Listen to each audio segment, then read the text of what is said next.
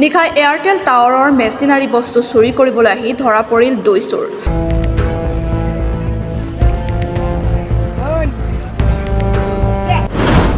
উত্তম মাধ্যম উঠাই আৰক্ষীক কটালে ৰাইজে।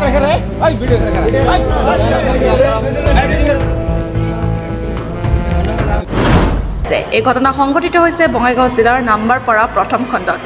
আপোনালোকে গৰু চোৰ, ছাগলী চোৰ আদিৰ নাম প্ৰায় শুনি থাকে, কিন্তু সেইবোৰ নাম পুৰণি হ'ল।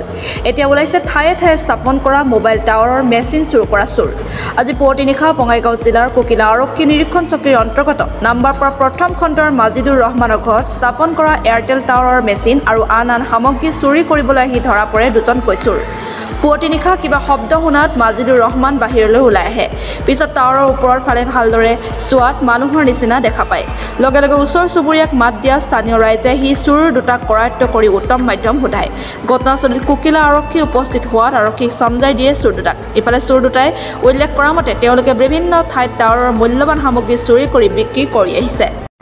বিক্ৰী নকৰোঁ, আমাৰ তাতেও সেনে মানুহ আহিছিল, তেওঁ আমাক কণ্টেক্ট কৰি দিছিল একজনে বোলে অমুক। তাৰমানে আগতে একজন প্ৰাৰ্থী আছিল, সেইজনে পৰিছে, পুলিচৰ হাতত পৰিছে।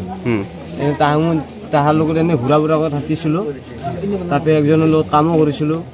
তেতিয়া এনে গম পাইছিলোঁ। তো ৰাতিপুৱা মাল বেচিব আহিছিল, আহি থাকোঁতে ৰাতিপুৱা দেখিছিল। আচ্ছা, এইটো কিমান টকা কৰি বিক্ৰী কৰা এটা মেচিন? এনেই মই জনাত 40,000 টকা বুলি কৈছোঁ। 40,000। ক'ত কোনে লয় এইবোৰ? আমাৰ ৰামপুৰৰ লয় একজনে। নামটো কি আছিল? মহিবুল। কি কৰে মহিবুলে? মহিবুলে কি কৰে নাজানো। কেনেকৈ চিনাকি কেনেকৈ? এই আমাৰ একজন পাৰ্টি আছিল না বৰপেটাত, সেই পাৰ্টিটো যেতিয়া পৰিছিল সেই পাৰ্টিটোৰ তোমাৰ লগৰ মানুহ আছিলে?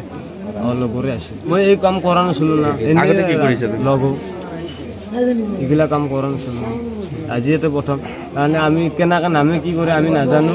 ধৰাটো কেনেকৈ পৰিলে? আমি শব্দ কৰি কৰি নামিছোঁ, শব্দ উঠিব জানো না, গাছে গাছে উঠো। ৰাতি মানে মই উঠি বাহিৰত আহিছোঁ। ৰাতি বাহিৰত ওলোৱাৰ পাছত মানে শব্দ শুনা পালোঁ টাৱাৰত। শব্দ শুনা পাই টাৱাৰৰ ওচৰত চাপিলোঁ, একো দেখা নাপালোঁ। অলপ পাছত চাওঁ ওপৰৰ পৰা মানুহহেন দেখা পায়। এনেকুৱা দেখা পোৱাৰ পাছত আমি মানে আমাৰ ৱাইফৰ লগত একেলগে চব মানে হুলস্থুল লগাই দিয়া হ'ল। তাৰপিছত ওচৰ চুবুৰীয়াৰ মানুহ আহি তাৰপাছত চোৰ দুটাক ধৰিলে। তাৰপিছত কোম্পানীৰ মানুহ আমি খবৰ দিছোঁ, সিহঁতে আহিছে। এতিয়া কি কৰে দেখা যায়।